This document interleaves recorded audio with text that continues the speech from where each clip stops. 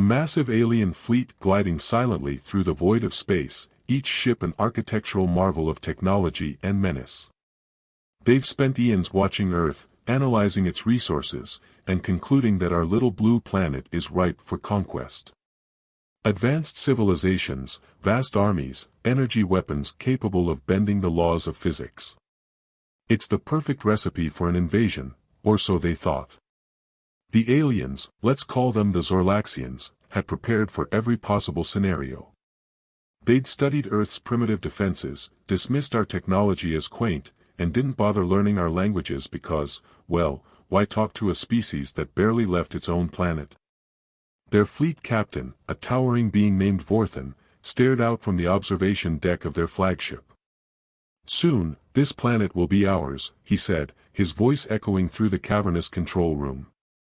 His crew responded with cheers and the eerie hum of their hive-like communication system. They believed they were unstoppable. Meanwhile, on Earth, people were blissfully unaware of the impending arrival.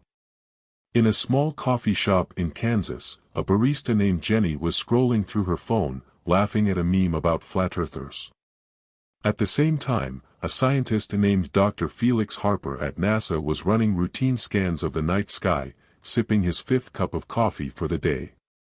Across the world, millions of lives ticked on, oblivious to the fact that their planet was about to become the main attraction in an interstellar showdown.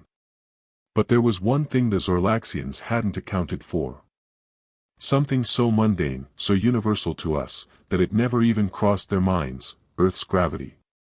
The Zorlaxians made their approach during the early hours of the morning, their massive ships gliding into Earth's atmosphere with minimal resistance. Vorthan leaned closer to the holographic display in front of him. Everything was going perfectly, until it wasn't. As soon as their ships dipped into Earth's gravitational pull, systems began to glitch. The first sign of trouble was a faint shudder across the deck. Vorthan dismissed it as turbulence, a concept he'd read about during their research of Earth's primitive aeronautics. But then the shuddering became violent. Lights flickered. Alarms blared. "Captain, we're losing altitude," yelled one of his officers, frantically pressing glowing symbols on their console. "How is that possible?" Vorthan snapped. The answer was gravity. Earth's unique gravitational pull, calibrated perfectly for its mass and rotation, was wreaking havoc on the Zorlaxian ships. These were crafts designed for the vast, weightless expanse of space, built to hover effortlessly over planets with lower gravitational forces. But Earth? Earth was a different beast entirely. On the surface, Dr. Harper's instruments lit up with activity. "What in the world?" he muttered, leaning closer to his screen.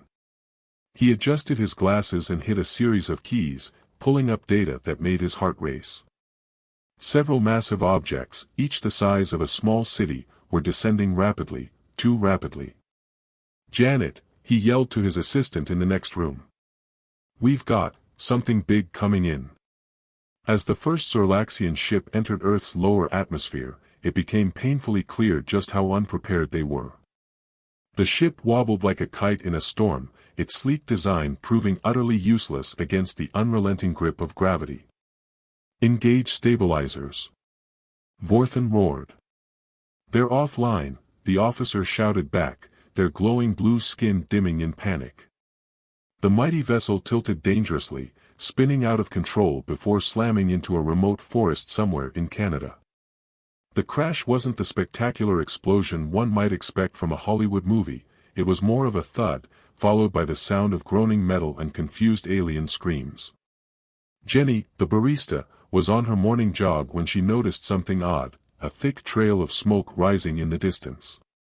Her first thought was, "Great, someone's probably burning trash again." But as she got closer, she saw something massive and metallic sticking out of the trees. Her curiosity overpowered her common sense, and she crept closer, phone in hand, ready to record.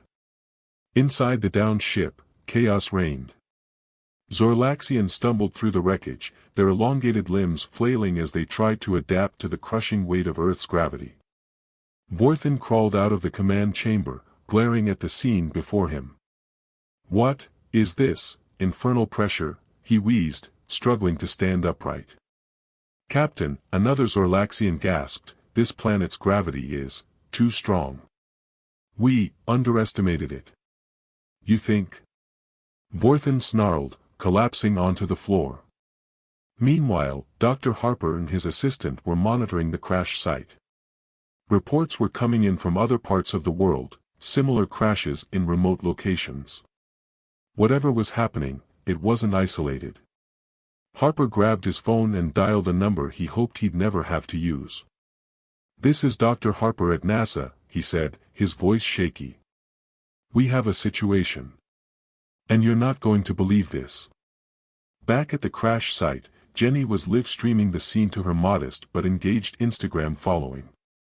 So, yeah, this is happening, she whispered, zooming in on the ship's alien insignia. I think it's aliens, guys. Her viewers exploded with comments ranging from, this is fake, to OMG, don't go near it. Inside the ship, Vorthan was devising a plan, or at least trying to. We must contact the fleet, he groaned, crawling toward a console. But it was too late.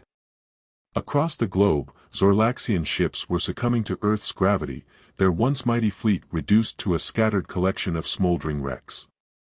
Their advanced technology, so effective in the vacuum of space, was no match for the relentless pull of Earth's invisible force.